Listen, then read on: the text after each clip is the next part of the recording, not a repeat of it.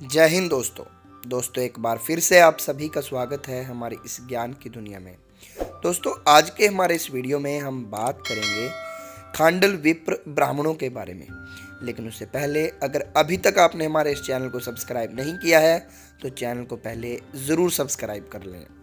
दोस्तों खांडल विप्र जाति की उत्पत्ति के विषय में स्कंद पुराणोक्त रेखाखंड की 36 से 40 की 6 अध्यायों में जो कथा भाग है उसका सार निम्नलिखित है। एक बार महर्षि विश्वामित्र वशिष्ठ के आश्रम में गए। वहां जाकर उन्होंने वशिष्ठ से उनका कुशल प्रश्न पूछा। इस पर वशिष्ठ जी ने विश्वामित्र को राज ऋषि शब्द से संबोधित करते हुए कहा, आपके प्रश्न से मेरा सर्वत्र मंगल है। विश्वामित्र यह सुनकर चुपचाप अपने आश्रम में चले आए। वे ब्रह्म ऋषि पद प्राप्त करने के लिए कठोर तपस्या करने लगे। दीर्घ काल तक तपक रहने के बाद विश्वामित्र फिर वशिष्ठ जी के आश्रम में गए। उन्होंने वशिष्ठ से फिर कुशल प्रश्न पूछा, जिसके उत्तर में फिर भी वशिष्ठ जी ने उनके लिए राज ऋषि शब्द का ही प्रयोग किया और अपने ब्रह्म ऋषित्व पर गर्व का प्रदर्शन किया। इस पर विश्वामित्र ने कहा, ब्राह्मण, हमने तो पूर्वजों से सुना है कि पहले सभी वर्ण शूद्र थे।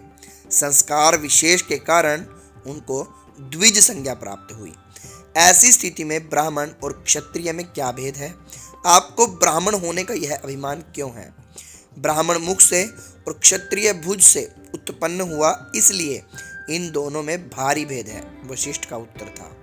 यह गर्वोक्त सुन विश्वामित्र उठकर चुपचाप अपने आश्रम में चले गए। उन्होंने अपने अपमान का समस्त वृत्तांत अपने पुत्रों से कहा। वे स्वयं महर्षि पद प्राप्त करने के लिए महेंद्रगिरी पर्वत पर तपस्या करने के लिए चले गए। महर्षि विश्वामित्र के 100 पुत्र थे। पिता के तपस्या करने के लिए चले जाने के बाद उन्होंने अपने पिता के अपमान का बदला लेने की भावना से वशिष्ठ के आश्रम पर आक्रमण कर दिया। वशिष्ठ ने कामधेनु की पुत्री नंदिनी द्वारा ताल जंदादि राक्षसों को उत्पन्न कर उनसे विश्वामित्र के समस्त पुत्रों को मरवा डाला। विश्वामित्र के पुत्रों को मरवाने के बाद वशिष्ठ फिर अपने योग ध्यान में दंतचित्त हुए। विश्वामित्र को जब अपने पुत्रों की मृत्यु का समाचार मिला तो वे अत्यंत शोक के कारण मूर्छित हो गए। आश्रमवासी अन्य ऋषियों द्वारा उपचार होने पर जब विश्वामित्र की मूर्छा भंग हुई तो उन्हें अपने पुत्रों का दुख पुनः संतप्त करने लगा। उन्होंने वशिष्ठ से बदला लेने की ठान ली और पुनः कठोर तपश्चर्या प्रारंभ किया। जब उनकी तपश्चर्या को बहुत अधिक समय हो गया तो ब्रह्मा जी ने प्रकट होकर वर मांगने को कहा। विश्वामित्र ने मृत पुत्रों की पुनरुद्भव की याचना की। ब्रह्मा जी तथास्तु कहकर चले गए।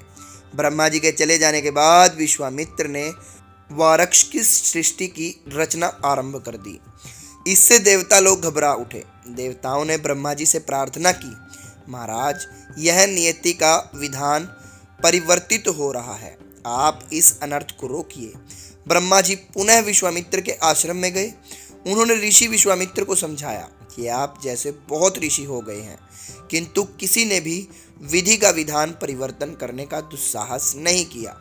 आप यह क्या कर रहे हैं? यह तो अनर्थ मूलक है। विश्वामित्र ने उत्तर में कहा, वशिष्ठ ने ताल जंधादि राक्षसों की उत्पत्ति कर मेरे पुत्रों को मरवा डाला है, इसलिए मैं भी वार्ष्णिक की सृष्टि द्वारा वशिष्ठ से बदला लूंगा। ब्रह्मा जी ने फिर समझाया, स्थावर से स्थावर और जंगल से जंगल की उत्पत्ति होती है, अतः आप इस कार्य में विरत होकर स्वस्थ होइए। आपका पुत्र शोक की शांति का उपाय करना आवश्यक है। आप मेरे कथा अनुसार इसी समय महर्षि भारद्वाज के आश्रम में चले जाइए। वे आपका पुत्र शोक दूर कर आपको सब प्रकार से सांत्वना देंगे। विश्वामित्र ब्रह्मा जी के कथनानुसार वार्ष्णिक सृष्टि से विरक्त होकर महर्षि भारद्वाज के आश्रम में गए। महर्षि भारद्वाज ने नाना उपदेशों द्वारा उनका शोक दूर करते हुए कहा कि गए के लिए आप चिंता न कीजिए। मैं मानता हूँ कि आपका पुत्र शोक दुस्सह है।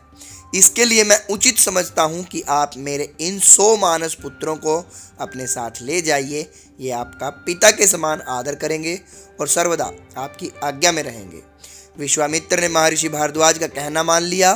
वे उन 100 मानस पुत्रों को अपने साथ ले आए उन्होंने उन ऋषि कुमारों को नाना कथा कहानियों द्वारा अपनी ओर आकृष्ट किया। जब वे बड़े हुए तो विश्वामित्र के आश्रम के निकटवर्ती ऋषियों ने अपनी लड़कियां उन ऋषि कुमारों को ब्याह दी। विश्वामित्र ऋषि घूमते हुए हरिचंद्र के यज्ञ में जा पहुंचे। हरिचंद्र अपने जलोदर रोग की शांति के लिए वारुणेष्ट यज्ञ कर रहे थे। उन्होंने यज्ञ के लिए अर्जिगर्त नामक निर्धन ब्राह्मण के पुत्र शूनशोप को बलि पशु के स्थान पर खरीद लिया था।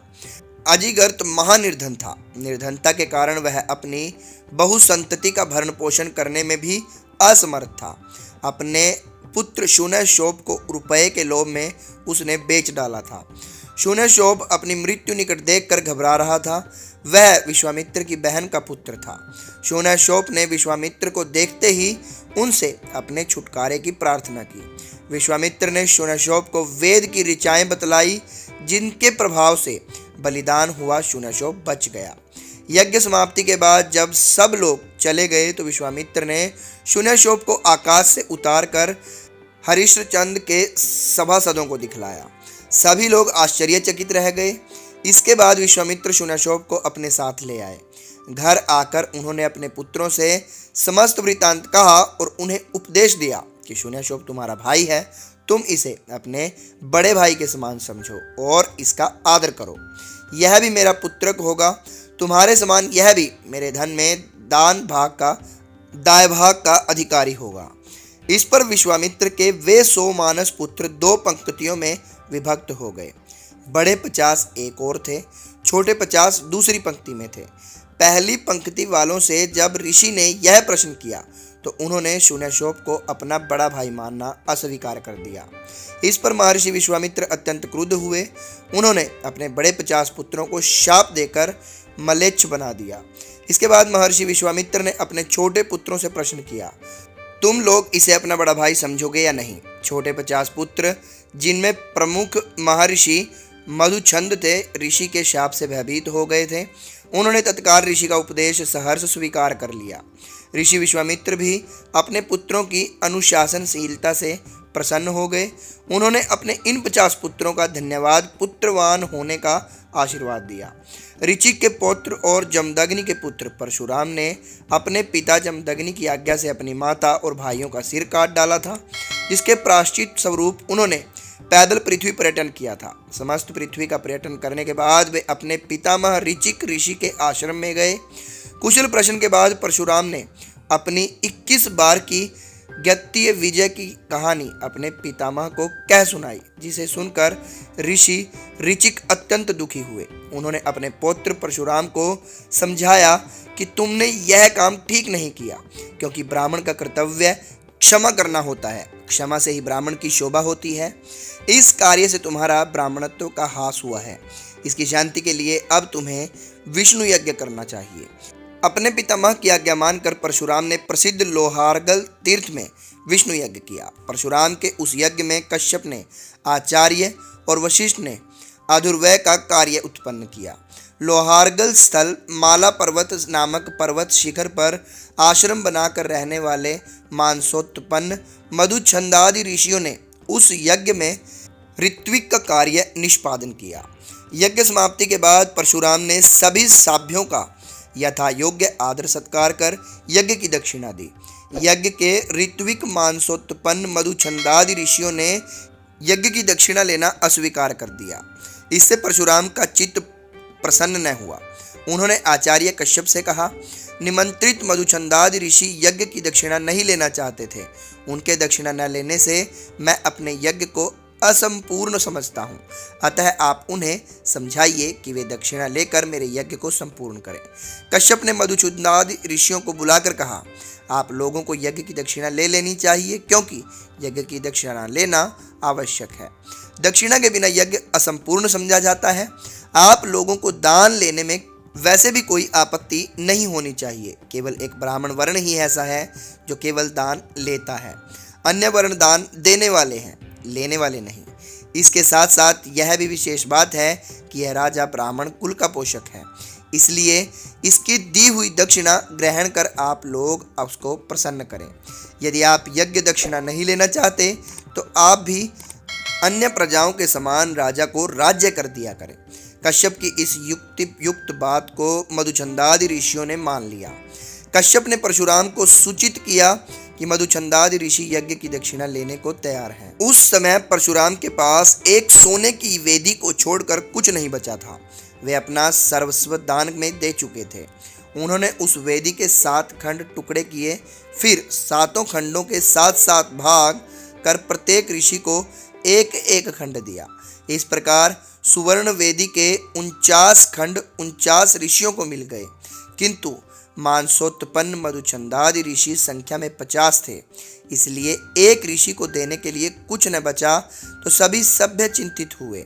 उसी समय आकाशवाणी द्वारा उनको आदेश मिला कि तुम लोग चिंता मत करो, यह ऋषि इन 49 का पूज्य होगा, इन 49 कुलों में इसका श्रेष्ठ कुल होगा।